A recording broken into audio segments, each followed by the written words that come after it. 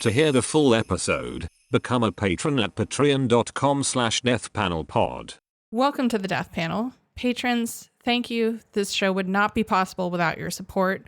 And don't forget to grab copies of Health Communism and A Short History of Transmisogyny at your local bookstore or request them at your local library. I'm Beatrice Bolton, and today I'm here with my co-host, Artie Verkant. Hello. And today we're diving into a timely and urgent topic, which is the intersection of public health, environmental crises, and the legacy of political inaction when it comes to what are known as highly pathogenic avian influenza, usually shortened to high-path AI, HPAI, and popularly known as bird flu. At the center of this episode is Mike Davis's prophetic book, The Monster at Our Door, which was first published in 2005, which we reread over the holidays so we could discuss it for you today. In The Monster at Our Door, Davis warns of the looming threat posed by highly pathogenic avian influenza and documents both its rise and increase in prevalence since the mid-1990s, as well as how and why it's been mishandled. The book explores how bird flu isn't just a potential public health crisis, but a predictable consequence of industrialized farming, deforestation, and global capitalism. Davis connects the ecological disruptions caused by large-scale poultry farming and habitat destruction to the emergence of novel viruses, showing how capitalism creates pandemics. His work provides the framework for understanding the potential for an H5N1 pandemic that we now face, not as yet another isolated outbreak of bird flu, but as a product of the same system that resulted in the abandonment of an adequate response to COVID-19. The book has been a prophetic text since its publication, and it offers a materialist perspective on this crisis that is important to consider, warning of the societal and structural conditions that prime us for how to understand the conditions that we now face with this latest strain of bird flu, again known as H5N1, which has not only become a pandemic amongst wild birds and industrial global poultry flocks, but has also made a surprising jump to cows in the last year in the United States. While the book is largely about the potential for a bird flu pandemic to emerge, it's equally an indictment of the capitalist systems that prioritize profit over preparedness, human life, and the planet's ecosystems. And today we're living through the consequences of these decisions. And so this episode is not just about the failures of the past, but about what would be necessary for an adequate response as we continue to pull the lever over and over on the highly pathogenic avian influenza slot machine while ignoring the potential consequences. Yeah, absolutely. And originally we were going to have this be the first episode of the new year. And then, of course, the LA fires happened. But we thought this would be an appropriate way to start the new year, considering that Davis's monster has been knocking for more than a year at this point, which is to say, of course, this is going to be the first Death Panel episode all about H5N1, something that I know that has been long requested, but that we've been waiting on for when it felt most appropriate. And partly because, where do you start? Yeah. Right. In the early 2000s, I think everyone felt a bird flu pandemic was sort of just waiting in the wings to be next. That's how a lot of scientists talked about it. But it didn't happen, right? The monster, as it were, was late.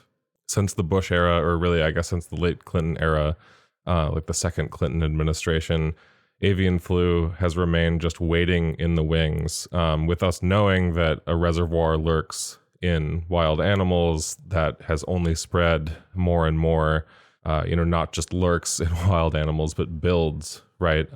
It was even detected in Antarctica in 2023.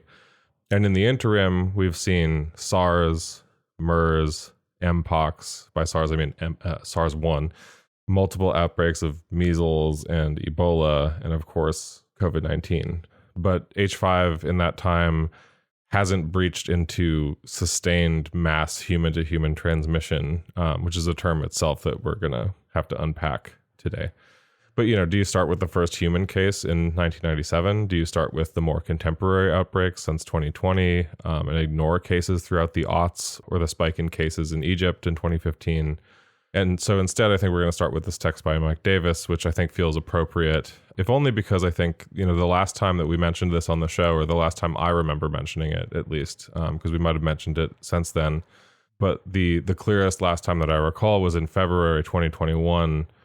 We did an episode marking that the U.S. had passed 500,000 COVID deaths. And we were talking about, trying to understand how even by that point in February 2021, it felt clear that so much effort had already gone into just explaining those deaths away, waving them away or forgetting them, denying that those deaths had meaning. And so I remember very clearly at the start of that episode quoting from this book, The Monster at Our Door, or rather, I guess it was the 2020 update edition, which was retitled The Monster Enters. Not as good of a title, just saying. No, but it was appropriate. It was reissued in 2020 with kind of a new preface that Davis wrote literally, I think in early April 2020, like at the outset of the COVID pandemic, which now makes for a very fascinating time capsule, actually, if you have that edition of the book. But anyway, I quoted from the preface from the beginning of Davis's book, where he talks about how mass death is sort of frequently, events like pandemics and different types of mass death are often subsumed into or presented as these singular abstract events. And that in his words, quote, no one mourns a multitude or keens at the graveside of an abstraction. So I've been thinking about this a lot over the last couple of months. And of course, that's something that I have returned to frequently over the course of really the last few years of the pandemic since we had that conversation. But I think it's an appropriate place to start here today also too, because the sort of possibilities for what could be if it does, truly spill over into large scale sustained human to human transmission is really staggering to think about. And as you sort of mentioned at the top, all of these kind of events, the context that have been happening over specifically the last year here in the United States really bode incredibly poorly for what appears to be in the midst of happening or what could happen very soon. Yeah, absolutely. I mean, the past year, 2024, H5N1 bird flu has been discussed way more widely, and part of that is due to this outbreak in cows that's happened. But this has also been kind of churning at a higher level since 2022. And by early 2024, the virus had led to widespread deaths among wild birds. I mean, when you hear from veterinarians, they say it looks like whole flocks of birds have been poisoned, right? Like it's this kind of huge scale of death, particularly waterfowl. And this has also devastated commercial poultry farms. The USDA estimates that there have been over 60 million domestic birds that have either died from the virus or been culled just, as part of the containment efforts that have occurred since 2022. Now, this definitely puts it at the worst outbreak of avian influenza in the United States that's happened. Yeah, easily. Easily, yeah. And of course, the kind of central priority has been really about protecting the poultry industry. And this is something that's unsurprising if you read Davis's book, because this is... Or if indeed you've followed the U.S. COVID pandemic response, but yes. Yeah. This has long been one of the problems with the response to bird flu is that the poultry industry and industrial agriculture production is prioritized over containing a highly pathogenic avian influenza. And ultimately, what we've seen in 2024 is, these outbreaks in birds going from poultry flocks to flocks of cows. And so there have been these really sort of at first small outbreaks in dairy farms that have now transformed into huge countrywide outbreaks in dairy farms. The state of California recently declared a state of emergency, and it's estimated that over 60% of the cows in California may have come into contact with this virus in the last year and gotten sick as a result of it.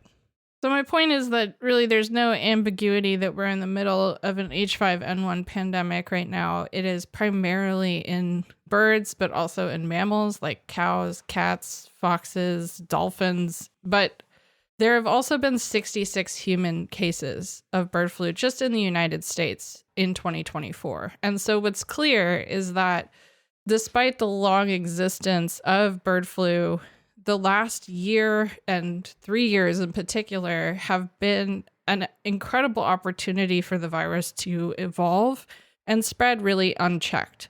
So it's not just about the ecological and agricultural impact that's sort of catastrophic of this current H5N1 pandemic. It's also about the increase in possibility for human-to-human transmission and the ways that this has been produced through a response that is inadequate, where we've prioritized agricultural exports over containment, which, as you said, Artie, really mirrors how not just the US, but many countries have handled earlier outbreaks of previous bird flu strains, but also really mirrors the COVID-19 response.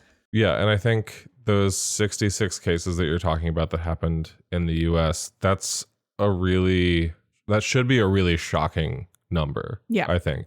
And let me maybe explain why, which is if you look in context, for example, especially considering that there were, for example, no cases in humans of H5N1 reported in the US in 2023. Before that, in 2022, there was just a single case of H5N1, and that was the first ever recorded H5 infection in a person in the US. And prior to that, I mean, that makes 2024 in the US essentially one of the biggest amounts of H5 cases anywhere in the world in a single year. Obviously, there is one outlier, which is in 2015. There were 136 cases of H5N1 in Egypt. But prior to that, I think the single highest amount of cases of H5 in people in a single country in a single year was like 56 cases in Indonesia in 2006. So, 66 cases in the US in a single calendar year should be a flashing warning sign.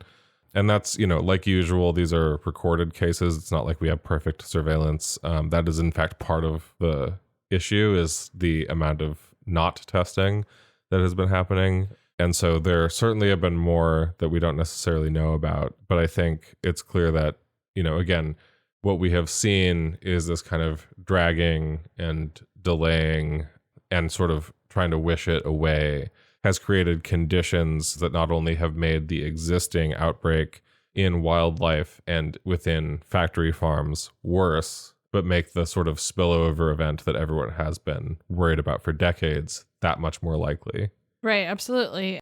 And while wild birds, backyard flocks, and factory farms alike have been affected, the framing of this crisis feels eerily familiar, right? Blame is being placed on very small-scale operations. Yeah. Individuals are being reassured that the risk to humans is low, and sickness or even death in those most vulnerable are written off with thinly veiled eugenic language.